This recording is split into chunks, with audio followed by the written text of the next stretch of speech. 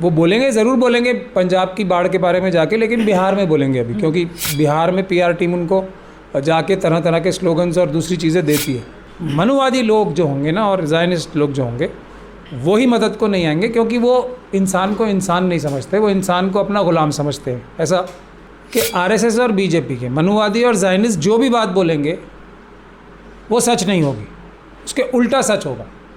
तो अगर ये किसी को आतंकवादी बोलते हैं, इसका मतलब वो अच्छे लोग हैं। फिर कैसे आप लोगों को सबको बेवकूफ़ बनाते रहेंगे हज़ारों साल तक के? हम लोग सबको सारी रिजर्वेशन हमारे लिए ही होनी है, हम ही पढ़ाई लिखाई करेंगे, हम ही प्रॉपर्टी रखेंगे, हम ही ज़मीन पे चलेंगे और कोई चलेगा नहीं, ना कोई पानी पिएगा। ये इतना बड़ा आडंबर कितने हज़ारों साल तक जो चला सकते हैं, तो वो झूठ की बुनियाद पे ही चला सकते हैं। लेकिन एक ये है जो सिंबॉलिक सिस्टम है ना, ये कि दिखावा करो कि हम कितने पीड़ित, प्रताड़ित और परेशान हैं। जो गाली वाला जो प्रकरण भी हुआ था, वो भी उनकी पीआर टीम द्वारा रचित सारी वो एक घटना थी, जिसको उन्होंने पूरा राजनीतिक दोहन करने का काम किया।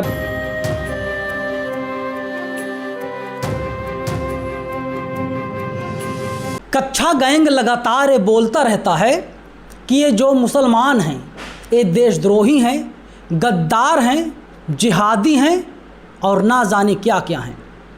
आज जब पंजाब में बाढ़ आई हुई है, पंजाब डूब रहा है, पशुधन पाकिस्तान पहुंच रहा है, तब वहां पर कोई कच्छाधारी गैंग नहीं पहुंच रहा है, बल्कि जिनको आतंकवादी, देशद्रोही, गद्दार बताया गया, वही लोग जाकर के उन लोगों की मदद करने का काम कर रहे हैं। मेरे साथ सुप्रीम कोर्ट के धुरंधर वकील मेहुल प्राचा जी हैं। सर, कैसे देखते हैं इस खबर को? मुसलमान पहुंच रहे हैं, मुसलमान भाई जान को एक तरीके से कह रहे हैं जान कुर्बान हो जाए, जान चली जाए, लेकिन पंजाबियों की मदद करेंगे, और कच्छा गैंग कह रहा है ये तो खालिस्तानी है। देखिए, अगर आप सिर्फ ये कच्छाधारी कहेंगे तो इससे लोग कंफ्यूज हो जाएंगे, इसीलिए इनको मनुवादी कहना उचित रहता है, ब्राह्मणवादी कहना उचित रहता है। और आजकल पैंट्स भी पहन रहे हैं, ये पजामा भी पहन रहे हैं, दाढ़ी भी रख रहे हैं, टोपी भी रख रहे हैं, सब तरह के लगते हैं, लेकिन मनुवादी या ज़ायनिस्ट वही लोग इस प्रकार के होते हैं। बाकी कोई भी इंसान होगा जो मनुवादी या ज़ायनिस्ट नहीं होगा, वो किसी भी दूसरे इंसान के लिए दिल से दुखी होगा अगर कोई परेशानी में है किसी को, और किसी की खुशी में दिल से खुश होगा। तो अब क्योंकि मुस्लिम समाज, शेड्यूल कास्ट समाज, शेड्यूल ट्राइब समाज प्रताड़ित समाजों में से है, तो ये कोई भी व्यक्ति अगर किसी तकलीफ़ में होता है तो उनको दर्द ज़्यादा महसूस होता है, क्योंकि वो इस दर्द को ज़्यादा झेलते हैं, ज़्यादा महसूस करते हैं। तो मुस्लिम समाज के लोग अगर ज़्यादा नज़र आ रहे हैं तो इसमें मुझे कोई आश्चर्य नहीं है, और बल्कि ये एक नॉर्मल सी बात लेनी चाहिए। ये तो उन्हें करना ही था, अगर ऐसा नहीं होता तब मुझे हैरानी होती। और अगर कहीं जिन्हें आप मनुआ कुछ कच्छाधारी बोल रहे हैं वो जाके ये काम कर रहे होते तो तब मुझे शक होता है ये जाके वहाँ पे क्या षड्यंत्र रच रहे हैं, क्योंकि वो बिना किसी षड्यंत्र के नहीं जाएंगे। अगर वो कोई अच्छा काम करते हुए भी लगते हैं तो वो ज़रूर कोई ना कोई उसके पीछे बड़ा षड्यंत्र होता है, या कोई अपना गंदा घिनौना कार्य छुपाने के लिए वो अपना एक चेहरा बताते हैं कि हम जाके ये रिलीफ। कई जगह देखा गया ना अर्थक्वेक में और प्लेग वगैरह में फ़ोटो खिंचवाने के लिए, जैसे मोदी जी फ़ोटो खिंचवाते हैं जाके। अभी जो शिवराज सिंह जी चौहान थे, हमारे एग्रीकल्चर मिनिस्टर हैं, वो गए थे वहाँ पे और उन्होंने फ़ोटो खिंचवाई। अमित शाह जी पहुँचे, लोग उनको देख के, अब नफ़रत तो करते ही हैं लोग इनसे, भाग गए, देख के नफ़रत करके भाग गए, तो उनको पकड़ के बुलवाने के लिए बोल रहे थे, पकड़ के लाओ इन्हें, फ़ोटो खिंचवाना है। तो ये मनुवादी लोग जो होंगे ना और ज़ायनिस्ट लोग जो होंगे वो ही मदद को नहीं आएंगे, क्योंकि वो इंसान को इंसान नहीं समझते, वो इंसान को अपना ग़ुलाम समझते हैं। ऐसा तो जिहादी, खालिस्तानी, देशद्रोही, गद्दार क्यों बोला जाता है अगर इतने अच्छे हैं मुसलमान? तो नहीं, देख कौन बोलता है ये महत्वपूर्ण है ना। मैं एक बात बार बार कहता हूँ और आपके दर्शकों को से भी ये चाहता हूँ कि इस बात को एक जहन में अच्छी तरीके से कूट के भर लें अपने, कि आरएसएस और बीजेपी के मनुवादी और ज़ायनिस्ट जो भी बात बोलेंगे वो सच नहीं होगी, उसके उल्टा सच होगा।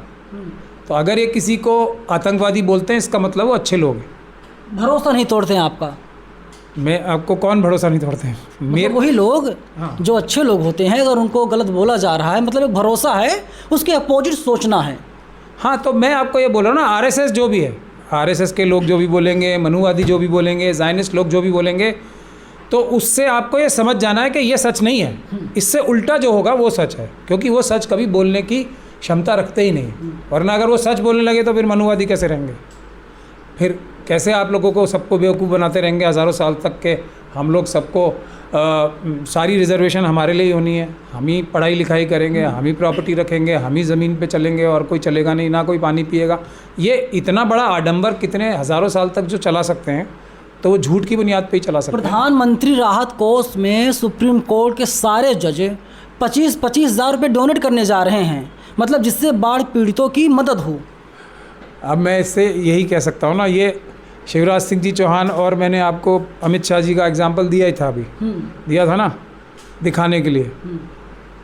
ये दिखावा है, 25,000 जमा करना और 25,000 एक सुप्रीम कोर्ट के जज के लिए कुछ भी नहीं है, सिंबॉलिक है ये बात। तनख्वाहें उनकी इतनी ज़्यादा होती हैं और वैसे भी सब कुछ उन्हें सरकारी सुविधाएं सब मौजूद होती ही हैं, लेकिन एक ये जो सिंबॉलिक सिस्टम है ना, ये कि दिखावा करो कि हम कितने पीड़ित, प्रताड़ित और परेशान हैं। अरे भारत सरकार के पास इतना ज़्यादा पैसा है देश की जनता का दिया हुआ, हम ही तो कमा के दे रहे हैं। जो इंडिया के कंसोलिडेटेड फंड में या दूसरी जगह जब भी जाता है, ये देश की जनता का ही तो पैसा है। तो उसमें और देश के रिसोर्सेज जो हैं उसका आदेश करें ना, तो किसी को भी वहाँ पे सहयोग करने की आवश्यकता ही नहीं होगी। मुसलमान बेचारा लगा, लेकिन ये 25,000 दे के अपनी स्वयं की छवि बढ़ाने का कार्य है। मुझे ऐसा लगता है, हमें कुछ लोगों को ये बात कड़वी भी लगेगी, लेकिन सच्चाई यही है, मुंह दिखाने का काम नहीं होना चाहिए, जेन्युइन काम होना चाहिए। भीम मीम वाले पहुंच रहे हैं, लेकिन मोदी जी का एक ट्वीट भी नहीं आता।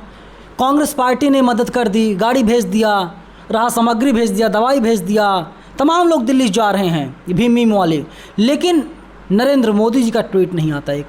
नरेंद्र मोदी जी बोले बाढ़ पीड़ितों की हम मदद करेंगे, हमारे भाई हैं, और यही नरेंद्र मोदी जी तब जाते हैं जब पंजाब में चुनाव होने को होता है, वहाँ पर जा कर के रोटी बेलते हैं, ना जाने क्या क्या करते हैं।